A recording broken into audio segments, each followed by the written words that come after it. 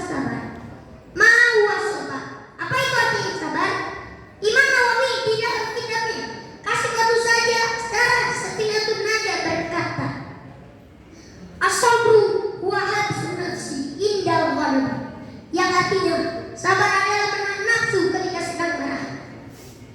Bisa kita saksikan ketika Rasulullah mengalami semalam yang dikemas dengan kelembutan, yang didasari dengan akhlakul karimah. Shallu ala Nabi Muhammad.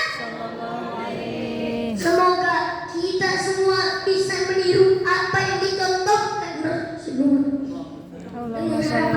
Semoga kita semua bisa diakui umatnya dan mendapatkan syafaat uzma.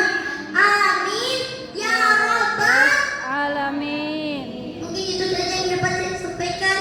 Terima kasih atas segala perhatian. Mohon maaf atas segala kekurangan. Billahi taufiq wal hidayah. Assalamualaikum warahmatullahi wabarakatuh. Waalaikumsalam warahmatullahi wabarakatuh. Luar biasa. Hayati. Peserta selanjutnya nomor urut 29.